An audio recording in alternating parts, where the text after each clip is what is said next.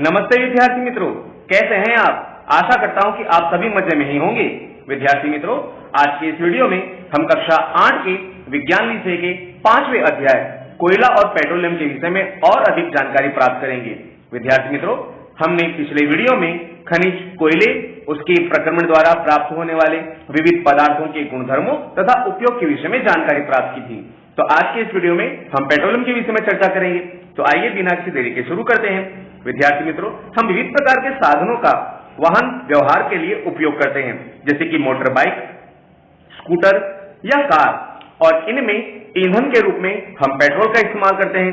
जगहों पर आपने ट्रक, अपने गांवों के अंदर बिजली पैदा करने के लिए जनरेटर तथा खेती करने के लिए ट्रैक्टर का उपयोग होते देखा होगा, और इन सभी में ईंधन के रूप में हम डीजल का उपयोग करते हैं। पेट्रोल और डीजल हमें पेट्रोलियम में से प्राप्त होते हैं। पेट्रोलियम शब्द की उत्पत्ति पेट्रा, जिसका अर्थ होता है चट्टान, तथा ओलियम, जिसका अर्थ होता है तेल, से हुई है ऐसा माना जाता है, क्योंकि यह जमीन के नीचे चट्टानों के मध्य से मशीनों की सहायता से निकाला जाता है और उसके प्रक्रमण से प्राप्त होने वाले विविध घटकों का हम उपयोग करते हैं। इस प्रकार पेट्रोलियम पृथ्वी के गर्भ में से मशीनों के द्वारा निकाल करके उपयोग में लिया जा सकता है। अब आपके मन में भी प्रश्न उठ रहा होगा कि खनिज कोयले का निर्माण जिस तरह से हुआ, उस प्रकार पेट्रोलियम का निर्माण भी किस तरह से हुआ होगा। तो चलिए हम इसके निर्माण के विषय में चर्चा करते हैं। विद्यार्थी मित्रों, पृथ्वी पर बहुत सारी जीव सृष्टि है।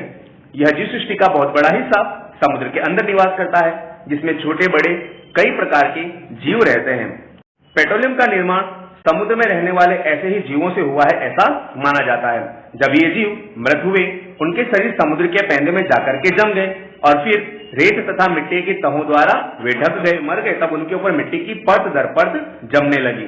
लाखों वर्षों में वायु की अनुपस्थिति में उच्च तापमान और उच्च दबाव के कारण मृत जीवों का पेट्रोलियम और प्राकृतिक गैस में रूपांतरण हो चुका। यानी विद्यार्थी मित्रों, जब ये सूक्ष्म जीव या बड़े जीव समुद्र के तले में जाकर के दब गए, उन पर रेती की परत दर परत जमने लगी, तब ऊपर से दबाव पड़ने लगा और पृथ्वी के अंदर की जो गर्मी है, उस गर्मी के कारण और ऊपर के दबाव के कारण उन मृत जीवों में एक प्रकार की रासायनिक प्रक्रिया हुई और उस रासायनिक प्रक्रिया के कारण पेट्रोलियम जैसे पदार्थों का निर्माण हुआ, ऐसा हम कह सकते हैं। इसीलिए विद्यार्थी मित्रों, पेट्रोलियम जो है वह समुद्र के किनारे के पास के विस्तारों में या उन विस्तारों में जिसके आसपास नदियां या समुद्र पाया जाता है, वहां पर प्राप्त होता है। आप इस चित्र की मदद से इस चीज को अच्छे से समझ सकते हैं कि पृथ्वी के गर्भ में से किस तरह से मशीनों की सहायता से पेट्रोलियम को और प्राकृतिक गैस को प्राप्त किया जाता है। जैसा कि आप जानते हैं कि पेट्रोलियम तथा प्राकृतिक गैस जल की तुलना में हल्के होते हैं, उनका घनत्व जल से कम होता है, इसलिए वे जल में घुलते नहीं हैं, वे जल के ऊपर तैरने लगते हैं और इसीलिए जल के ऊपर ही इनको प्राप्त किया जाता है। विश्व का सबसे पहला तेल का कुआं पेंसिल्वेनिया, अमेरिका में 1859 में प्रवेशित किया गया था। 8 वर्ष बाद 1867 में असम के माकुम नामक स्थान पर तेल प्राप्त किया गया था। भारत में वर्तमान में यह पेट्रोलियम असम, गुजरात तथा बॉम्बे हाई और गोदावरी तथा कृष्णा नदी के किनारे के बेसिन में प्राप्त किया जाता है और इन्हें इस प्रकार की विविध मशीनों द्वारा पृथ्वी के गर्भ में से निकाल करके उपयोग में ले लिया जाता है। विद्यार्थी मित्रों, पेट्रोलियम का हम सीधे उपयोग नहीं करते, हम उसका परिष्करण करते हैं और परिष्करण के कारण प्राप्त होने वाले विविध घटकों का उपयोग हम अपने रोजिंदा जीवन में करते हैं। आइए पेट्रोलियम के गुणधर्मों के विषय में चर्चा करते हैं। विद्यार्थी मित्रों, पेट्रोलियम गहरे रंग का तेलीय द्रव्य है और इसकी गंध अप्रिय होती है, यानी यह बहुत ही तेज गंध रखने वाला काला पदार्थ होता है जो कि हमें पसंद नहीं आता। यह विभिन्न संघटकों जैसे कि पेट्रोलियम गैस, पेट्रोल, डीजल, स्नेहक तेल, पैराफिन मोम आदि का मिश्रण होता है। पेट्रोलियम के विभिन्न संघटकों या प्रभाजों को पृथक करने का प्रक्रम परिष्करण कहलाता है और यह कार्य करने के लिए हम परिष्करणी का उपयोग करते हैं। इस प्रकार के बड़े बड़े मशीनों की सहायता से पेट्रोलियम का परिष्करण किया जाता है। परिष्करण और पेट्रोलियम के विभिन्न संघटक कौन कौन से हैं, आइए जरा उसकी चर्चा करते हैं। विद्यार्थी मित्रों, आप यहाँ पर आकृति में एक परिष्करणी देख सकते हैं। इसमें इस स्थान से पेट्रोलियम को प्रवेश कराया जाता है और इसे गर्म किया जाता है।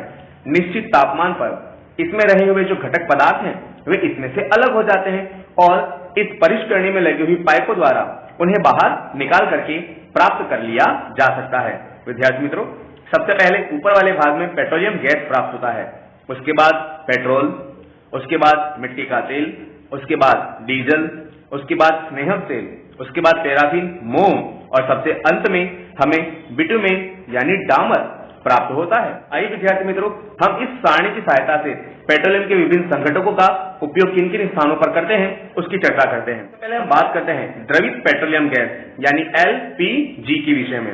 विद्यार्थी मित्रों, आप इस नाम से परिचित तो हैं ही, क्योंकि हमारे घरों में तथा उद्योगों में ईंधन के रूप में लिए जाने वाले जो गैस के सिलेंडर हैं, उनमें यह गैस का ही उपयोग किया जाता है।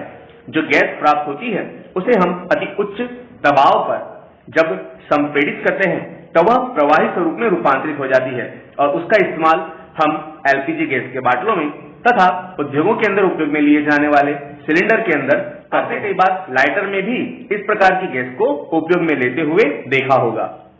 अब हम दूसरे पदार्थ की बात करते हैं जो है पेट्रोल। इसके बारे में आप भली भांति परिचित हैं, क्योंकि इसका उपयोग हम विविध स्थानों पर करते हैं, जैसे कि मोटर के अंदर ईंधन के रूप में करते हैं तथा कई बार ड्राई क्लीनिंग के रूप में भी इसका उपयोग किया जाता है। तीसरा आता है पदार्थ मिट्टी का तेल। विद्यार्थी मित्रों, इसको हम सामान्य रूप से केरोसिन के नाम से जानते हैं और केरोसिन का उपयोग हम स्टोव में, लैंप में ईंधन के रूप में करते हैं। साथ ही साथ शुद्ध केरोसिन यानी मिट्टी के तेल का जो शुद्ध स्वरूप है उसका उपयोग वायुयान में ईंधन के रूप में किया जाता है। इस प्रकार के वायुयान के अंदर, जिनको हम जेट प्लेन के नाम से जानते हैं, उसमें शुद्ध केरोसिन का ईंधन के रूप में उपयोग किया जाता है। चौथा पदार्थ जो हमें प्राप्त होता है वह है डीजल और इसका उपयोग हम विविध स्थानों पर करते हैं। आप इनके उपयोग से भली भांति परिचित तो होंगे ही। भारी मोटर वाहनों में ईंधन के रूप में इसका इस्तेमाल किया जाता है। विद्युत जनरेटरों में विद्युत उत्पादन के लिए भी इसका उपयोग किया जाता है। अगला जो पदार्थ हमें प्राप्त होता है वह है स्नेहक तेल। विद्यार्थी मित्रों, इसका उपयोग वाहनों में तथा यंत्रों में स्नेहक के रूप में किया जाता है। विद्यार्थी मित्रों, आपने कई बार वाहन के इंजनों में चिकनाहट उत्पन्न करने के लिए स्नेहक तेल मैकेनिक द्वारा डालते हुए देखा होगा। इसी प्रकार हम अपने घरों में जो सिलाई मशीन का उपयोग करते हैं उनमें भी यंत्रों में चिकनाहट उत्पन्न करने के लिए हम स्नेहक तेल का उपयोग करते हैं। विद्यार्थी मित्रों, कई वाहनों में ईंधन में जलावन के रूप में भी स्नेहक तेल का उपयोग किया जाता है। जैसा कि स्कूटर, आपने अगर स्कूटर में पेट्रोल पुराया होगा तो आपने देखा होगा कि पेट्रोल पंप वाला व्यक्ति पेट्रोल के साथ साथ एक ऑयल की पुड़िया को भी काट करके मिलाता है। अगला जो घटक हमें प्राप्त होता है वह है पैराफिन मोम। इसका उपयोग मरहम बनाने के लिए, मोमबत्ती तथा वैसलीन के निर्माण में भी उपयोग में लिया जाता है। सर्दी के दिनों में जब हम अपनी त्वचा पर वैसलीन लगाते हैं वह वैसलीन पैराफिन मोम में से ही बनी होती है। जब हम दीपावली के दरमियान मोमबत्ती जलाते हैं तब वह मोमबत्ती भी पैराफिन मोम में से ही बनी होती है। या कई बार जब आपको त्वचा पर घाव लग जाता है तब उस घाव को भरने के लिए आप इस प्रकार के मोम से ही बने हुए मरहम का उपयोग करते हैं। जो अगला रसायन हमें प्राप्त होता है वह है बिटुमेन। इसके उपयोग से आप भली भांति परिचित हैं। इसका उपयोग पेंट बनाने में किया जाता है, जिसको हम अपने घरों की छतों पर लगाते हैं ताकि बरसात का पानी हमारे घर के अंदर छत के माध्यम से ना आ सके। तथा कई बार सड़क के निर्माण में भी बिटुमेन का उपयोग किया जाता है। विद्यार्थी मित्रों, अब हम चर्चा करते हैं प्राकृतिक गैस के विषय में। प्राकृतिक गैस को पेट्रोलियम के प्राप्ति के साथ ही प्राप्त किया जाता है। यानी विद्यार्थी मित्रों, जब कभी भी हम पेट्रोलियम की खुदाई करते हैं तब उस समय सबसे पहले हमें प्राकृतिक गैस या पेट्रोलियम गैस प्राप्त होती है। उसके बाद हमें वहां से पेट्रोलियम प्राप्त होता है। यानी प्राकृतिक गैस का निर्माण पेट्रोलियम के साथ साथ ही किया जाता है। कई विस्तार ऐसे भी होते हैं कि जहां पर पेट्रोलियम की जगह पर मात्र प्राकृतिक गैस के कुएं ही देखने को मिलते हैं। भारत में ऐसे कई विस्तार हैं। हमारे गुजरात में भी ऐसे कई प्रदेश हैं जहां पर पेट्रोलियम गैस प्राप्त की जाती है। विद्यार्थी मित्रों, यह भी एक प्रकार का जीवाश्म ईंधन है, क्योंकि इसे भी हम जीव जंतुओं की अश्मियों में से ही प्राप्त करते हैं। प्राकृतिक गैस के गुणधर्मों की चर्चा करते हैं। तो विद्यार्थी मित्रों, यह गैस स्वरूप में पाया जाता है, अतः इसका परिवहन पाइपों द्वारा सरलता पूर्वक हो जाता है। इसे सरलता से संपीड़ित किया जा सकता है, यानी इसे दबाव देकर प्रवाही स्वरूप में आसानी से रूपांतरित किया जा सकता है और संपीड़ित प्राकृतिक गैस यानी कंप्रेस्ड नेचुरल गैस CNG के रूप में भंडारित किया जा सकता है, जिसका उपयोग हम लोगों ने रिक्शाओं में तथा बसों में होते हुए देखा है। यह स्वच्छ ईंधन है। यानी विद्यार्थी मित्रों, इसके दहन से वातावरण में प्रदूषण अति अल्प मात्रा में, या अगर हम कहें कि ना के बराबर उत्पन्न होता है तो सही होगा। CNG का अधिक लाभ यह है कि इसे घरों में तथा कारखानों में सीधा जलाया जा सकता है, जहां इसकी आपूर्ति पाइपों के माध्यम से की जा सकती है। विद्यार्थी मित्रों, आपने कई बार देखा होगा कि जो नए बने हुए फ्लैट्स हैं, मकान हैं, उनके घरों तक पाइपलाइन द्वारा गैस पहुंचाई जाती है, जिसका उपयोग ईंधन के रूप में किया जाता है। विद्यार्थी मित्रों, पाइपलाइन का ऐसा जाल गुजरात के बड़ोदरा में तथा दिल्ली के कई भागों में और अन्य स्थलों पर देखने को मिलता है, जहां पर घर घर तक सीएनजी गैस को ईंधन के लिए तथा उद्योगों में भी ईंधन के लिए पहुंचाया जाता है, किए जाते हैं। विद्यार्थी मित्रों, अब हम चर्चा करते हैं पेट्रोलियम से प्राप्त होने वाले विविध उपयोगी पदार्थों के विषय में। विद्यार्थियों, पेट्रोलियम और प्राकृतिक गैस से अनेकों उपयोगी पदार्थ प्राप्त किए जाते हैं और इन उपयोगी पदार्थों को हम पेट्रो रसायन के नाम से जानते हैं। इनका उपयोग अपमार्जक रेशे जैसे कि पॉलिस्टर, नायलॉन तथा एक्रेलिक के निर्माण में किया जाता है। साथ ही साथ पॉलिथीन की बनावट में और ना जाने कितने ही मानव निर्मित प्लास्टिकों की बनावट में यह उपयोगी है। इसके अलावा कई उद्योगों के अंदर उपयोग में लिए जाने वाले कच्चे माल के रूप में भी इन रसायनों का उपयोग किया जाता है। प्राकृतिक गैस से प्राप्त होने वाले हाइड्रोजन गैस का उपयोग यूरिया जैसी खाद बनाने के लिए किया जाता है। पेट्रोलियम है भले काले रंग का प्रवाही पदार्थ, परंतु इसके उपयोग सोने जितने मूल्यवान हैं, क्योंकि इनका उपयोग हम विविध प्रकार के रसायनों के निर्माण में करते हैं। आप जैसा कि जानते हैं, एक छोटे से उद्योग के लिए जिस ईंधन का इस्तेमाल किया जाता है वह ईंधन तथा बड़े बड़े यंत्रों के चालन के लिए भी पेट्रोल, डीजल जैसे रसायनों का उपयोग ईंधन के रूप में किया जाता है तथा कई बड़े बड़े उद्योगों के अंदर भी पेट्रोलियम का उपयोग किया जाता है। इसलिए विद्यार्थी मित्रों, पेट्रोलियम है भले काले रंग का प्रवाही पदार्थ, परंतु इसके उपयोग सोने से भी ज्यादा कीमती हैं। इसीलिए इसे हम प्रवाही सोना या काला सोना के नाम से जानते हैं। अब विद्यार्थी मित्रों, हम चर्चा करेंगे कि कुछ ईंधन सीमित मात्रा में है। कुछ प्राकृतिक संसाधन जैसे कि जीवाश्म ईंधन, वन, खनिज आदि सब समाप्त हो जाने वाले हैं। आप जानते हैं कि कोयला और पेट्रोलियम जीवाश्म ईंधन है। मृत जीवों के ईंधन में परिवर्तन के लिए लाखों वर्षों का समय लगता है। अगर आप सोचें कि हम पेट्रोलियम को अत्यल्प समय में फिर से उत्पादित कर पाएंगे, तो शायद आप गलत हैं, क्योंकि पेट्रोलियम का निर्माण होने में लाखों वर्षों का समय लगा है और इसे दूसरी बार उत्पादन करने के लिए हमें लाखों वर्षों का और अधिक समय देना पड़ेगा। दूसरी ओर इनके ज्ञात भंडार कुछ आने वाले 100 वर्षों में खत्म भी हो जाएंगे। इसलिए विद्यार्थी मित्रों, हमें इनका उपयोग समझदारी पूर्वक करना चाहिए। आइए अब हम चर्चा करते हैं कि इनका उपयोग हमें समझदारी पूर्वक क्यों करना चाहिए।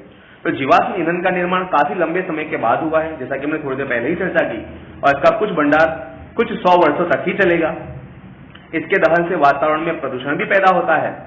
कार्बन डाइऑक्साइड गैस वातावरण में उत्पन्न होती है, जो कि वैश्विक ताप वृद्धि के लिए जिम्मेदार है।